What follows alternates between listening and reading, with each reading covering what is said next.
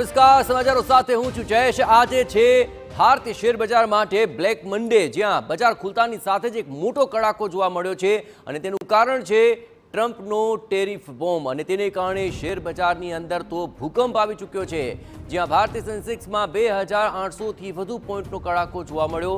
અહીં નિફ્ટીમાં પણ 900થી પણ વધુ પોઈન્ટનો કડાકો જોવા મળી રહ્યો છે।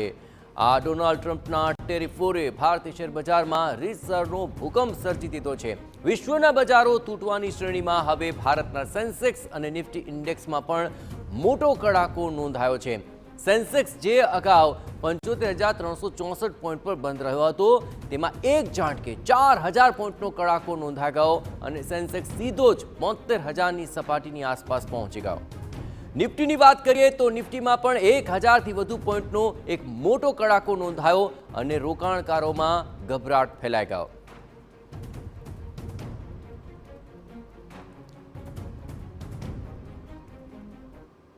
રાષ્ટ્રપતિ ડોનાલ્ડ ટ્રમ્પના ટેરિફ બોમ્બના કારણે વિશ્વભરના શેર બજારને ખૂબ મોટી અસર પડી છે ને આખા વિશ્વનું શેર બજાર ખૂબ ડાઉન ગયું છે। ભારતીય શેર બજારને પણ આની ખૂબ મોટી અસર પડી છે।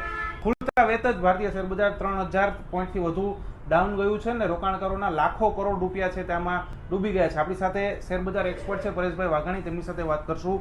સર, શું કહેશો, શું મુખ્ય કારણ છે આનું કે આટલું બધું શેર બજાર ડાઉન જઈ રહ્યું છે? કારણ કે પહેલાથી જ ભારતીય શેર બજાર છે તે ઓલરેડી મંદીમાં ચાલી રહ્યું હતું ને ફરી એક મોટો માર પડ્યો।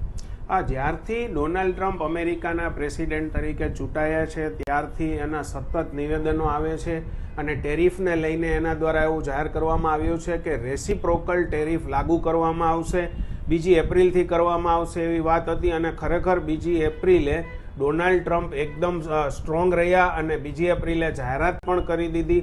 180થી વધુ દેશો ઉપર ટેરિફો લગાવવામાં આવ્યા અમેરિકા દ્વારા, જેની અસર ખૂબ જ નેગેટિવ આવી। વિશ્વ આખું આર્થિક બાનમાં આવી ગયું, વિશ્વભરના શેર બજારો તૂટી ગયા। કોમોડિટીની વાત કરીએ તો સોના, ચાંદી, મેટલની વાત કરીએ તો મેટલ બધી તૂટી ગઈ અને જે રીતે ડોલરમાં પણ મુવમેન્ટ આવી એને જોતાં એવું લાગે છે કે શેર બજારમાં આર્થિક બાનમાં વિશ્વભરના શેર બજારો આવી ગયા હોય, એમાં ભારતીય શેર બજાર પણ બાદ નથી। ચાઇના દ્વારા પણ WTOને આની ફરિયાદ પણ કરવામાં આવી છે ટેરિફને લઈને, એટલે કે ટેરિફને લઈને જે મુદ્દાઓ ચર્ચાઓ ચાલી રહી છે વિશ્વભરમાં એની નેગેટિવ ઇમ્પેક્ટ આપણને શેર બજાર ઉપર જોરદાર જોવા મળી છે। કોરોના પછી આમ જોવા જાય તો મોટો કડાકો જોવા મળ્યો છે। 4 જૂન 2024માં જે લોકસભાના પરિણામો આવ્યા ત્યારે જે કડાકો બોલ્યો હતો ત્યાર પછીનો આ સૌથી મોટો કડાકો શેર બજાર જોઈ રહી છે। નિફ્ટી સેન્સેક્સના બધા જ ઇન્ડાઇસીસ માઇનસ ચાલી રહ્યા છે। નાના રોકાણકારોમાં ગભરાટભર્યો માહોલ છે, શેર બજારમાં રોકાણકારો હતપ્રત છે અને બજાર મોટા પાયે તૂટી રહ્યું છે। સર, આમાં આ જે આટલું બજાર આટલું ડાઉન ગયું એમાં સૌથી વધારે કયા પ્રકારના રોકાણકારોને અસર પડવાની છે? ઓવરઓલ જોવા જાય તો બધાને અસર પડશે, પરંતુ જે નાના રોકાણકારો છે જેનું મિડ કેપ સ્મોલ કેપમાં રોકાણ છે એમાં મોટું ધોવાણ જોવા મળી રહ્યું છે, એટલે કે નાના રોકાણકારોના પૈસા ડૂબી રહ્યા છે। લાખો કરોડ રૂપિયાનું ધોવાણ થયું છે। ટેરિફ વોરને લઈને જે દ્વિધા છે, નાના રોકાણકારોને શંકા છે કે હવે ભવિષ્યમાં શું થશે, ડરનો માહોલ છે, એટલે નાના રોકાણકારોના બેશકપણે પૈસાનું ધોવાણ થયું છે અને આ ક્યાં જઈને અટકશે કેવું અત્યારે મુશ્કેલ છે। સર, આ જે રીતે શેર બજાર ખૂબ ડાઉન ગયું છે, હવે કેટલો સમય લાગશે આને ફરી એકવાર રિકવર થવા માટે? જ્યાં સુધી કોઈ પણ પ્રકારે કોમ્પ્રોમાઇઝ નહીં થાય। એક વાત એવી પણ આવી છે કે ઇન્ડિયા સાથે ફ્રી ટ્રેડના કરારો કરવામાં આવે અથવા તો ચાઇના દ્વારા આ જે થઈ છે ટેરિફ વોર એને પડકારવામાં આવી છે WTOમાં। ચાઇના આની પહેલાં પણ કમ્પ્લેન 2018માં કરી આવ્યું હતું ને આ દિવસોમાં પણ તાજેતરના દિવસોમાં પણ એને વર્લ્ડ ટ્રેડ ઓર્ગેનાઇઝેશનને કમ્પ્લેન કરી છે। હવે આમાંથી જો કાંઈ સોલ્યુશન આવે અને કંઈ સમાધાનો થાય, બેઠકો થાય તો બજારમાં ફરીથી પાછો વિશ્વાસનો માહોલ જાગે। અત્યારે તાત્કાલિક એપ્રિલ મહિનાના અંત સુધીમાં એવી કોઈ શક્યતા દેખાતી નથી કે તાત્કાલિક બજારમાં મોટો ઉછાળો આવે। નાની મોટી વેલ્યુ બાઇંગ બજારમાં જોવા મળે, પરંતુ ઉછાળાની શક્યતા થોડીક ઓછી જોવા લાગે। સર, હવે રોકાણકારોએ કઈ પ્રકારનું ધ્યાન રાખવું પડશે અને ક્યાં સુધી ધ્યાન રાખવું પડશે?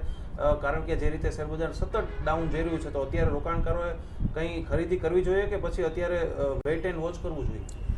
એટલીસ્ટ એપ્રિલના એન્ડ સુધી નાના રોકાણકારોએ શેર બજારથી દૂર રહેવું જોઈએ। વિશ્વભરમાં જ્યારે આ આર્થિક આંધાધૂંધી ચાલી રહી છે ત્યારે તાત્કાલિક રોકાણ કરીને નાના રોકાણકારોએ મુશ્કેલી થાય, પોતાની આર્થિક પોર્ટફોલિયો ધોવાઈ જાય, એના કરતાં એટલીસ્ટ 30 એપ્રિલ સુધી રાહ જોવી જોઈએ. એપ્રિલ પછી જે આના પરિણામો ટેરિફના શું આવે છે એ જોઈને જો નિર્ણય લેવામાં આવે તો એ ફાયદાકારક સાબિત થાય, અધરવાઇઝ નહીતર એને મોટી નુકસાની સહન કરવાનો વારો આવે. બિલકુલ આ હતા શેરબજાર એક્સપર્ટ પરેશભાઈ વઘાણી. તેમણે સ્પષ્ટપણે જણાવ્યું છે કે મીડિયમ અને નાના રોકાણકારોએ અત્યારે ખાસ ધ્યાન રાખવાની જરૂર છે ને એપ્રિલના અંત સુધી તો ખાસ અત્યારે શેરબજારમાંથી દૂર રહેવું જોઈએ તેવી પણ સલાહ તેમણે આપી હતી. હવે જોવાનું રહેશે કે હવે ભારતીય શેરબજાર છે આ જે મંદી છે તેમાંથી ક્યાં સુધીમાં રિકવર થાય છે. રોનક મજીઠિયા, TV9 રાજકોટ. જો ટેરિફને કારણે માલ મોંઘો થશે તો લોકો ઓછી ખરીદી કરશે અને જે અર્થતંત્રને ધીમું કરી શકે છે. આ ઉપરાંત ઓછી માંગને કારણે ક્રૂડ ઓઇલના ભાવમાં પણ ઘટાડો થયો છે. આ નબળી આર્થિક પ્રવૃત્તિનો સંકેત જણાઈ રહ્યો છે. આનાથી રોકાણકારોનો વિશ્વાસ પણ ટકી ગયો છે.